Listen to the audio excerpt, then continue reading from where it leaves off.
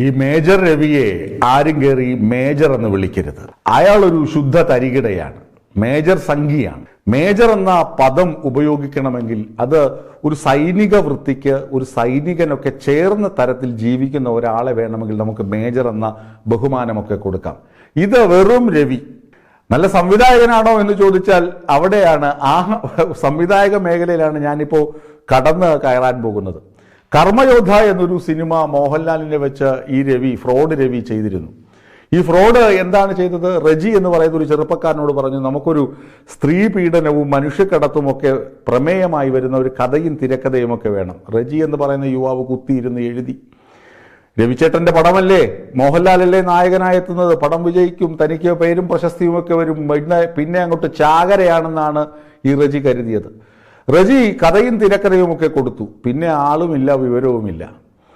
കർമ്മയോദ്ധ എന്ന സിനിമ വന്നപ്പോൾ റജിയുടെ പേരുമില്ല, പിന്നെ ആളുകൾ പട്ടി കിടന്നെടുത്ത് പൂട പോലുമില്ല എന്ന് കേട്ടിട്ടില്ലേ? അതുപോലെ ആയിപ്പോയി റജിയുടെ അവസ്ഥ. പേരെല്ലാം ഈ രവി സ്വന്തമാക്കി.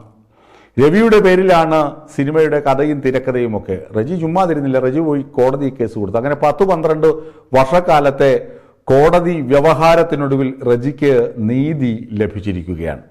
30 ലക്ഷം രൂപ രവി റജിക്ക് കൊടുക്കണമെന്നാണ് കോടതി വിധി. പോരാത്തതിന് കോപ്പി റൈറ്റ് കൂടി കൊടുക്കണം, സിനിമയുടെ കോപ്പി റൈറ്റ് കൂടി റജിക്ക് കൊടുക്കണമെന്നാണ് വിധി. അങ്ങനെ ഈ കള്ളനാണയത്തിൻ്റെ, ഈ കള്ളൻ രവിയുടെ, ഫ്രോഡ് രവിയുടെ ഫ്രോഡ് കോടതി പൊളിച്ചടുക്കി കൊടുത്തു. ഈ ഫ്രോഡ് രവി കഴിഞ്ഞ ദിവസം പറഞ്ഞത് എന്താണ്? ഫ്രോഡ് രവിക്ക് വേറൊരു ഓമനപ്പേര് കൂടിയുണ്ട്, ഓന്ത് രവി.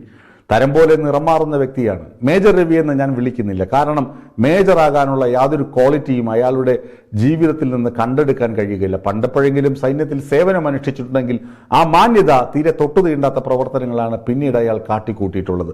പിന്നെ 2-3 പട്ടാള സിനിമ എടുത്തിട്ടുണ്ടെങ്കിൽ നമ്മുടെ ജോഷി ചേട്ടനെയൊക്കെ മേജർ ജോഷി എന്നൊക്കെ വിളിക്കേണ്ടിയും വരും. ഏതായാലും ഈ ഓന്ത് രവി എന്ന് പറയുന്ന ഫ്രോഡ് രവി കഴിഞ്ഞ ദിവസം ഒരു പ്രസ്താവന ഇറക്കി. നമ്മളൊക്കെ കണ്ട പ്രസ്താവനയാണ്.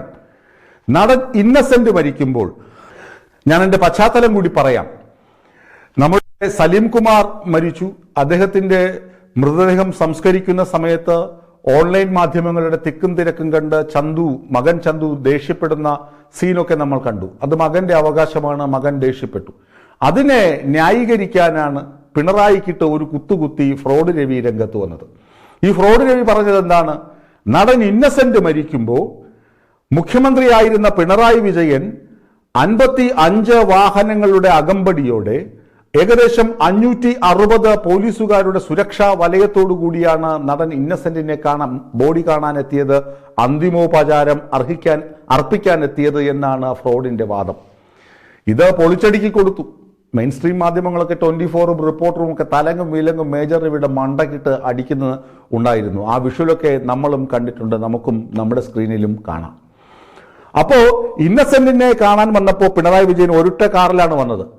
അപ്പോൾ വി.ഡി. സതീശനെ നോക്കൂ, വി.ഡി. സതീശൻ വന്നത് മാതൃകയാണ്. ഒരു കാറിൽ വന്നു, അവിടെ എല്ലാ കാര്യങ്ങൾക്കും ഒപ്പം നിന്നു എന്നൊക്കെയാണ് ഈ കള്ളൻ രവി അടിച്ചുവിട്ട് മണിക്കൂറുകൾ കഴിഞ്ഞില്ല. അപ്പോൾ ഇതാ കോടതിയിൽ നിന്നും തലക്കിട്ട് അടി കിട്ടി. 30 ലക്ഷം കൊണ്ട് റജിക്ക് കൊടുക്കാനാണ് കോടതി വിധി.